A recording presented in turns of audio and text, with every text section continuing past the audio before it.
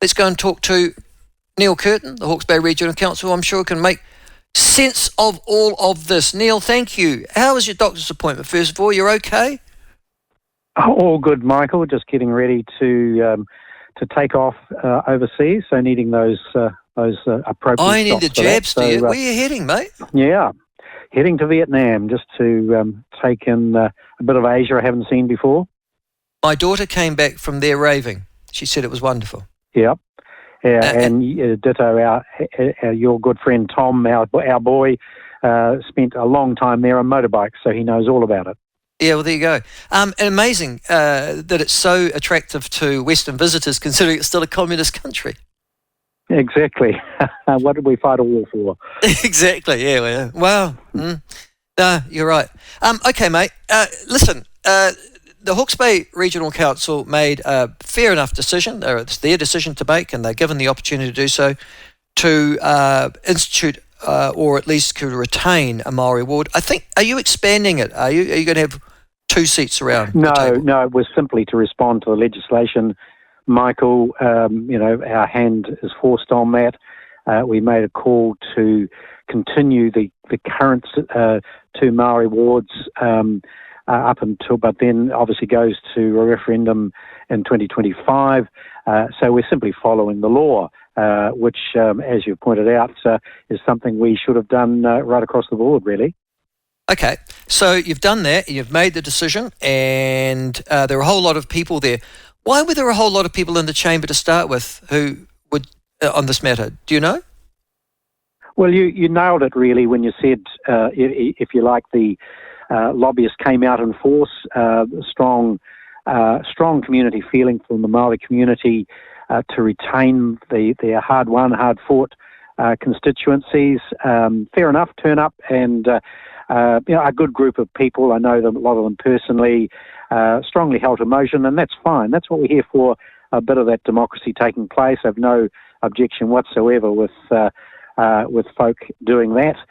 No different than the large hordes that turned up for our long-term plan to talk about tourism, the tourism sector coming out in force and persuading council to honour them with some more cash once again. Oh my God, you've got into that again, have you? Okay. I can imagine. Seriously, mate, it makes me laugh. Listen, economic development by councils all over throughout the country. It's just like flushing money down the toilet, isn't it? Really? It is indeed. Yeah. But all right. Yeah, so most unfortunate. Well, not most unfortunate. It happened. I think councillors were, most of the way through deliberations and speeches, etc. A crowded chamber, and quite quietly a group of gang members arrived. I didn't actually see them, Michael. I looked up and I didn't know whether it was a Boy Scouts group or some other similar group. It didn't really dawn on me what was happening. So we were somewhat blindsided, somewhat surprised by that appearance. I have been berated by my former good friends and chairs of council, Rick Barker and Rex Graham, etc. I'm the elder statesman in the room. I should have called order and had the matter dealt with. I didn't. I take responsibility for that. Given the circumstances, it was just one of those surprise things that happens. We're looking to put in place quite clear rules around that, and to live up to the law. Going back to your comment about abiding by the law, we should have. We didn't, but the circumstances were such that it just didn't happen that way. No, I understand that. I've got all of that, and I understand a whole series of people come in. You're not expecting there to be trouble, and suddenly, well, there's the potential for such. Can I ask this question of you, though? Why did the Hawke's Bay Regional Council then publish the photo of which these gang members are relatively prominent, Neil? And then, when questioned, essentially, as I've just read out, defend their presence? Look, that's something that really troubles me as well. We'll be asking those hard questions, Michael. What on earth were people thinking when they posted those images? I get the point that what happened, and it's a record of that. Whoever posted the words that, that was okay, or that was wrong, because the law is the law. Neil, I was just sorry, mate. You back?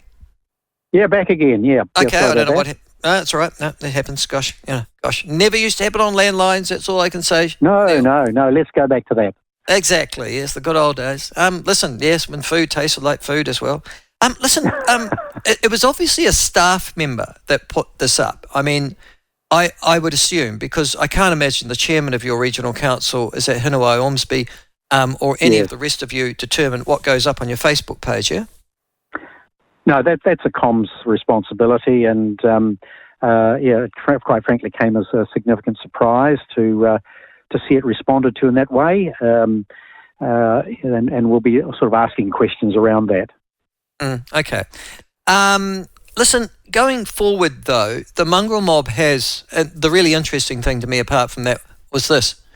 The mongrel mob has, as you know, a storied history in the Hawke's Bay. Its origins are there. Particularly in Hastings.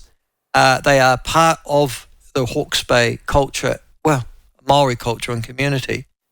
Does it concern you, though, that it is obviously seen by now, and people, including staff at your regional council, is so much a part of Hawke's Bay that they're accepted, irregardless of their illegal actions and their antisocial activities?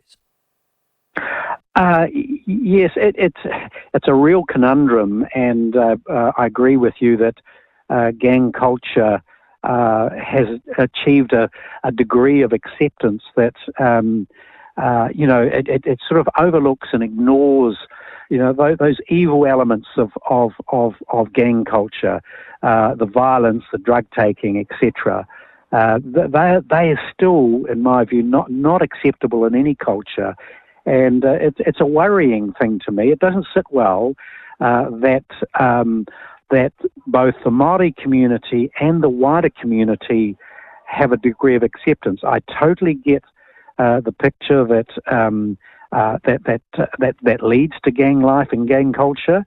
I don't accept those awful elements of it, but there's a certain reality, and I'm troubled by this often, is that I think it's important to engage. I mean, I'd like to have had a conversation with those gang members attending to say, look, you're welcome to come here, but you've got to take that insignia off. If you want to participate and be a part of this, there's a kaupapa here you need to follow, just as I would tipping up to a marae, taking my shoes off.